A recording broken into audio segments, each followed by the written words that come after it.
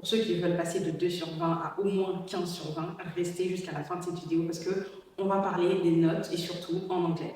C'est la rentrée, donc pour certains, vous appréhendez certaines matières en vous disant comment je vais faire, par exemple en anglais. J'ai du mal avec l'anglais, déjà j'en parle pas et j'ai que des mauvaises notes. Donc comment faire cette année pour essayer d'augmenter un tout petit peu votre niveau. Donc cette vidéo ne s'adresse pas aux personnes qui veulent devenir bilingues, qui veulent parler anglais, etc. Je ferai une autre vidéo sur le sujet. C'est simplement pour les personnes qui veulent avoir de bonnes notes, d'accord? Donc pour commencer, essayez d'enlever cette peur de vous dire que l'anglais est difficile à apprendre. C'est facile, il faut juste de l'entraînement, il faut juste certaines méthodes, certaines techniques, etc. pour y arriver. D'ailleurs, ça fait quelques semaines où j'ai créé un module de 90 jours pour apprendre l'anglais. Donc c'est-à-dire pendant tous les jours, vous apprenez une seule page, c'est-à-dire vous travaillez une page par jour jusqu'à 90 jours, donc 3 mois, et vous parlez anglais. Franchement, faites-moi confiance, c'est carré. Je vais peut-être mettre le lien en description, donc si vous souhaitez, allez faire un tour, télécharger votre document. Donc premièrement, on a vu qu'il fallait enlever la peur de se dire que l'anglais est compliqué, l'anglais est difficile, que je suis nulle en anglais. Cette phrase, il faudrait vraiment l'éradiquer de votre vocabulaire. Alors, vous n'êtes pas nul en anglais, c'est juste que vous devez connaître votre méthode d'apprentissage. Ça, on en parlera juste après. Mais déjà, retenez que l'anglais, c'est pas très difficile. Et deuxièmement, ce que vous devez faire pour avoir des meilleures notes, c'est que les profs que vous voyez, vos profs d'anglais, ou peu importe, ce sont des êtres humains et ils ont un ego. Et donc, lorsque tu arrives à flatter l'ego d'une personne, elle te met des notes. Donc, ce que vous allez faire, c'est qu'à chaque fois que le prof va donner cours, essayez de retenir ne serait-ce que 2-3 mots un peu compliqués qu'il va dire. D'accord? Et si par exemple vous apprenez les vocabulaires et qu'il vous donne, j'en sais rien, une liste de vocabulaire à apprendre, en fait, essayez de reproduire ce qu'il vous dit. Parce que premièrement, ça va flatter son ego, et deuxièmement, en fait, il aura cette impression que vous êtes un élève très attentif, et donc, vous méritez les points tout simplement. Donc, flattez vos profs. À chaque fois que le prof enseigne, ne dormez pas, d'accord? Sur d'autres matières, je vous demanderai par exemple d'essayer de comprendre la leçon, d'essayer de faire ci ou ça. Et en fait, si vous voulez juste de bonnes notes, reproduisez ce que le prof vous dit. Troisième chose à faire, c'est de mettre les mots compliqués pendant vos contrôles. Franchement, ça peut sembler être débile, mais je vous promets que lorsque un prof corrige une feuille et qu'il voit que vous avez des mots en fait qui sortent de l'ordinaire, ils vous mettent des points. Je vous assure qu'ils vous mettent des points parce qu'ils se disent que tu l'as forcément vu quelque part, tu l'as forcément lu quelque part, donc tu es quelqu'un, en fait, tu es ouvert à l'anglais. Quelque chose qui te tient à cœur d'une certaine façon et même tu as même retenu comment on l'écrit. Je vous promets que vous aurez toujours des points en plus que les personnes qui ne font pas ça. Donc par exemple, si vous voyez un mot compliqué, j'en sais rien, peu importe où, essayez de retenir parce que c'est quelque chose que j'ai déjà fait et j'avais remarqué que le prof en fait avait mis en fait un signe pour me dire très bien sur le mot. C'était le mot flabbergasted pour dire en gros que je suis grave choquée. Genre qui utilise ce mot-là? Mais si vous le mettez, en fait, ça fera quelque chose au prof et je vous assure qu'il va vous mettre des points. Ou du moins, il regardera votre copie avec un autre œil. Vous voyez ce que je veux dire? Donc mettez les mots compliqués, je vous assure que ça marche. Au moins 2-3 sur votre copie, ça marche. Quatrième chose à faire, n'ayez pas honte de parler pendant le cours. C'est-à-dire que lorsque le prof donne cours, essayez au moins d'être parmi les personnes qui posent des questions. Donc dites-vous, à chaque fois que le prof va rentrer dans la salle et qui va échanger avec vous, qui va essayer de parler, etc., essayez au moins de poser une question. Parce qu'en fait, ça fait qu'à chaque fois qu'il va rentrer dans la salle, il sait que vous allez lui poser une question. Parce que si tu poses une question, c'est parce que tu as quand même écouté, mais que peut-être tu n'as pas compris. Donc, essaye de poser une question pour avoir un peu plus d'éclaircissement. Donc, comme ça, le prof, non seulement il retient ton visage, il retient ton nom, et par rapport à ta copie, il aura un autre regard, tout simplement, qui saura que vous êtes un élève investi. Donc, même si après, vous en avez certainement peut-être rien à faire, mais essayez de poser ne serait-ce qu'une question pendant le cours et restez attentif à ce que le prof dit. Si même pour vous, même à la longue, j'en sais rien, lorsque vous déciderez quand même d'apprendre l'anglais et de parler, donc ça vous permettra d'avoir des bases un peu plus solides parce que vous aurez des réflexes en fait. Ouais. Cinquièmement, exercez-vous à écrire tout seul. Par exemple, vous pouvez le faire une fois par semaine. Vous prenez juste une feuille parce que les contrôles parfois d'anglais, on vous demande d'écrire des textes, j'en sais rien, on va vous donner un sujet, on va vous demander d'écrire des textes là-dessus, d'essayer un peu de faire des phrases, etc.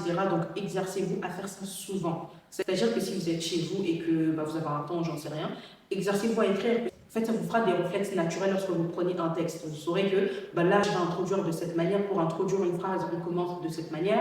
Et pour développer, on dit ça. Et pour conclure, on dit ça.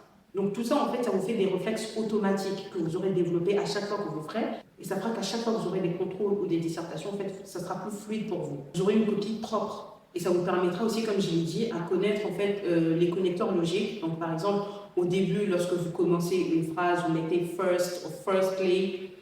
Et en développement, vous savez, vous pouvez, par exemple, pour argumenter, donner un argument en plus, vous pouvez mettre furthermore. Et en conclusion, vous pouvez par exemple mettre to sum up. Et en fait, tout ça, lorsque votre prof va le lire, clairement que ce sera un autre regard. Il se dira, en fait, oui, vous avez la structure en tête. Vous avez des petits mots comme ça que les autres ne mettent pas. En fait, ça vous donnera que des points en plus. Et sixièmement, je ne sais même plus où j'en suis, vous devez comprendre quelle est votre manière à vous d'apprendre des choses. Est-ce que vous avez une mémoire visuelle, est-ce que vous avez une mémoire auditive, etc. Essayez de vous comprendre vous-même comment est-ce que vous apprenez et révisez à la maison. Ou du moins la veille de chaque cours. Ça vous permettra d'avancer plus vite parce que c'est une langue que vous ne comprenez pas. Donc si vous n'avez pas un travail en dehors du travail de la prof et juste d'être présent au cours, mais ça va être compliqué pour vous de reproduire les choses pendant les contrôles.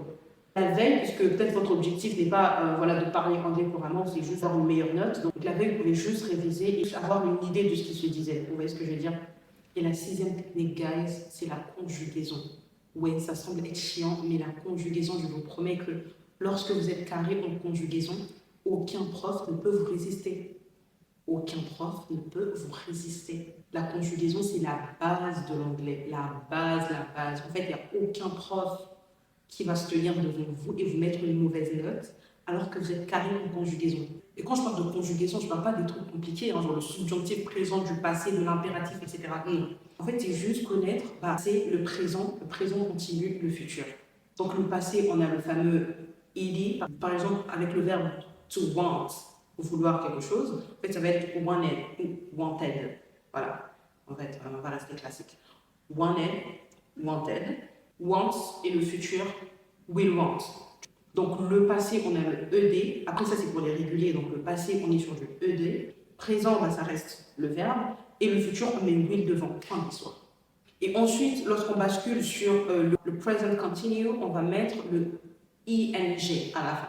En fait, c'est des petits trucs comme ça. Lorsque vous comprenez ça, je vous promets que c'est la base de tout. Vous aurez des facilités et les profs sont très sensibles à ça. Et pour ça, la meilleure chose à faire pour retenir, c'est vraiment essayer d'imprimer en fait les verbes. Essayer d'imprimer un tableau, je ne sais pas, trouver des tableaux, des verbes, le présent, le passé, le continu, le futur. C'est que vous aurez le prétérit, vous aurez le présent, vous aurez le futur, etc. Ça va grave vous aider. Mettez ça chez vous et essayez de mémoriser. Il n'y a pas d'autre solution que ça. Lorsque vous aurez mémorisé ne serait-ce que 30 de ça, je vous promets, vous aurez une base très très solide et peu importe ce que vous retrouverez devant vous, en fait, vous arriverez à capter. Et pour finir, il y a une technique que j'ai toujours donnée, c'est la technique des 3 utilisations. C'est-à-dire que si vous venez d'apprendre un mot, peu importe, en cours ou etc., un mot qui vous vient, ce mot-là, essayez de le mettre dans une phrase, ce mot-là, essayez de le mettre dans une question, et ce même mot, essayez de le mettre dans une réponse. En fait, c'est une technique qui va vous aider à vraiment comprendre comment utiliser certaines choses. C'est-à-dire que si par exemple la prof, elle te donne un mot et qu'il faut que tu poses une question avec ce mot-là, en fait, tu sauras tout de suite naturellement comment faire pour poser une question. Donc, apprenez comment poser des questions en anglais, apprenez comment répondre aux questions et apprenez comment formuler des phrases. Des phrases simples, d'accord? Sujet, verbe, complément. Par exemple, un exemple tout bête, ok?